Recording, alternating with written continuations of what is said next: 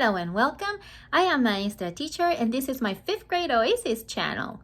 I've been a teacher for over 20 years. I've taught gen ed and bilingual classes. In today's video, I would like to share with you my 12 classroom rules that may be useful to you if this is your first time teaching 5th grade or if this is your first year as a teacher.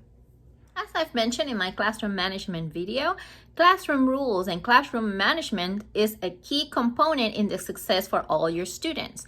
Your classroom rules should be set on the first day of school. Some teachers rather do it with their kids while other teachers like myself already have the classroom rules written down, and on the first day of school you go over them and you post them so that you can refer back to them throughout the school year. I will be dividing my classroom rules into sets.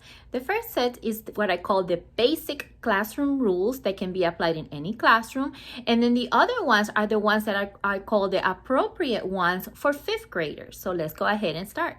For the basic ones, number 1 is of course dress code and attendance. Now, we have to be careful with this rule. We all know that students should follow a dress code, of course, and attendance is extremely important. They should be on time. But sometimes these fall on the parents. Sometimes parents bring these kids late to school, or sometimes they couldn't wash clothes for whatever reason. So you have to be a little flexible there. Also, 5th graders are sometimes in charge of their smaller siblings. Maybe they have to take them to a different classroom that is far away from their own, and it might take them a few minutes to get to your class. So I don't usually mark them late, because if that's the situation, I think it would be unfair. But dress code and attendance, that's a big one that falls actually as a whole school rule and that you must all follow. Number 2, raise your hand and minimize interruptions. In my classroom, I love for students to participate, but of course we have to do it in an orderly manner. They have to raise their hand when they want to participate. And of course, if I'm teaching and some of them quickly have a question that comes to mind, I don't allow them just to shout out questions. Sometimes I just give them, they all have in their desk like little sticky notes that they can write down the question there, or standing teaching. All their eyes and all their attention should be on me, and interruptions should be minimal unless it's questionings related to class or a class discussion. The third one, of course, is to finish all their classwork and do their homework.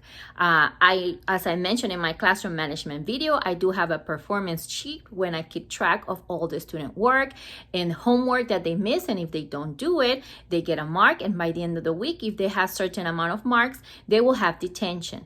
During detention time on Fridays, what they do is I usually make them redo any work that they've missed, either classwork or homework that they are behind. But completing classwork and homework should be a rule that every student should follow. The fourth basic rule that I have in my classroom is to keep their hands, their feet, and objects to themselves. I don't allow students to touch each other for anything. When we are at recess, I don't allow them to even play tag because I don't like them to touch each other, because that brings problems, especially in 5th grade. So do anybody for anything, not allowed. Number 5 will be to follow hallway procedures. Of course, every school has their own hallway procedures.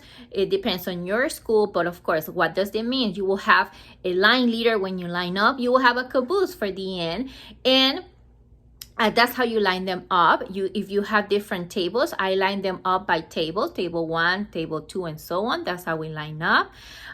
We keep space between ourselves, and now with COVID, they were supposed to keep 6 feet apart, and I liked it because that way you didn't have any issues of nobody touching anybody. There should be absolutely no running in the school, so that's something I'm very strict about. If I catch anyone running, they either go back to the end of the line, or we'll have some kind of consequence. It's not allowed. We also have several stop signs in our school throughout the hallway, so students should never follow ahead of you. You as a teacher should never walk in front of a line. You should be either in the back or more or less in a way that you can see everybody in line, but never you go in front and the rest of the kids behind you. That's a big no-no in 5th grade. The next basic rule that I have in my classroom is, of course, to be respectful to the teacher, to the classmate, to everyone in the school, all school personnel included, the secretary, the custodian, the cafeteria workers, the TAs, everyone. Students should be respectful at all times. They should not, maybe you as a teacher should model how to be respectful, your tone of voice, how you greet people, and how you say thank you. All those kind of things you are the model for your Number 7, the last one for the basic ones is, of course, I tell my student as a rule that they should always do their best. Best. And there's something in my classroom that I don't like and don't allow, of course, is when students are done to tell me I'm done. There's a lot of things the student can always do after they are done. Those the ones that finish early especially, I give them things they already know ahead of time that after they're done with work, and if they have some extra time, they should always go back, recheck your work. They need to make sure they have their name, their last name, the complete date, their session, everything that has that is in the paper, book in hand, because I teach reading, or it could be any kind of book to read. They should always go back to silent reading after they're done. Now let's talk about the other set of rules, the ones that are considered appropriate to 5th grades. These are based, of course, on my experience after working so many years with them. To do with cell phones. Maybe if you come from a lower grade or you never taught before, you're going to have a situation with cell phones because 5th graders are addicted to cell phones, TikTok, and everything social media. So you have to control that in your classroom. Some schools do not allow phones. Some schools allow phone if they have them off. But you have to be careful because kids can be sneaky at this age. Cell phones, of course, should be off.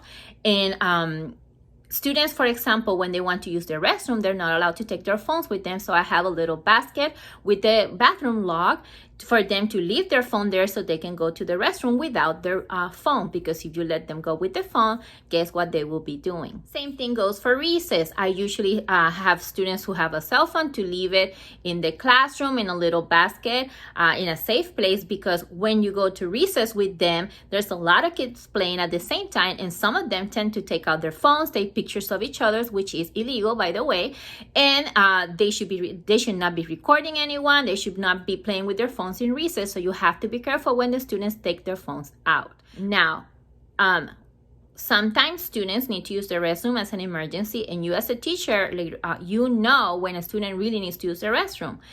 When they are in my classroom, there are some rules about going to the restroom. I try to take my students as a whole class to the restroom in the beginning of my class, so we limit the times that anybody has to use it later, because once you let one student go, then the chain begins and the next one wants to go and the next one wants to go. When you take them as a whole class, there should be a bathroom door monitor, and I do not allow them to go more than 2 at a time. So you have the monitor at the door and 2 students in.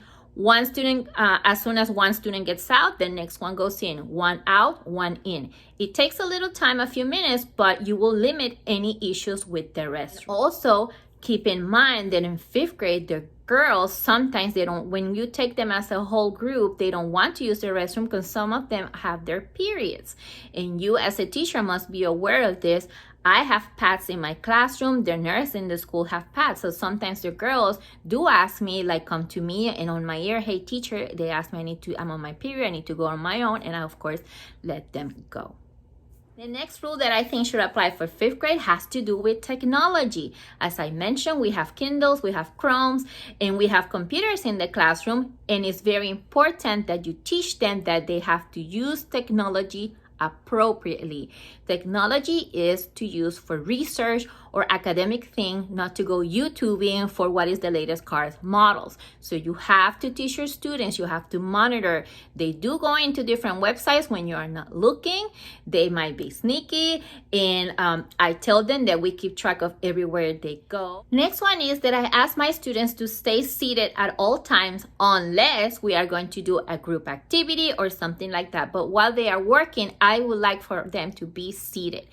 5th graders are big students. If you come from the lower grades, you will see the difference. Their classroom is going to be tight. And if you have a small classroom, when you have sometimes 26 5th graders walking around, that becomes hazardous and a problem. So I ask them to sit down unless prompted to stand, unless they raise their hand and ask me permission. For example, they usually ask me permission if they need to sharpen their pencils. They have to ask. They cannot just stand up and walk around. Have to do with materials, especially keeping good care of their notebook from my class and pencils. I know there are some teachers who provide pencils for the students at all time. However, that is not me. Students have to learn responsibility. They are about to go to middle school, and in middle school, they will have tons of different teachers, tons of different classrooms, and they need to learn how to take care of their materials, and they need to learn that a notebook and their pencils is the tools needed for them to complete the work. There might be a situation at home that the students couldn't bring it, or maybe they didn't sleep at their house that night, or some of them, I had students who lost their backpack or their car got stolen and the backpack was in it, and that's a different situation. Yes, you can provide for the student for that day so they can solve the problem, but you do have students that tend to not bring things on a daily basis.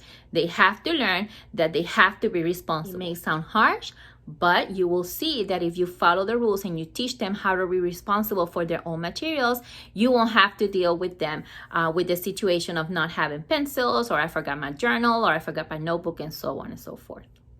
Well, those are my basic rules and appropriate rules for 5th grade. Please let me know in the comments if you agree or disagree, or maybe you have better rules than this or different ones than this.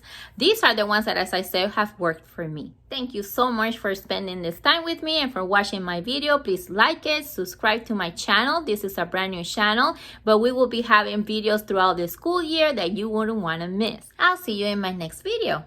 See you soon.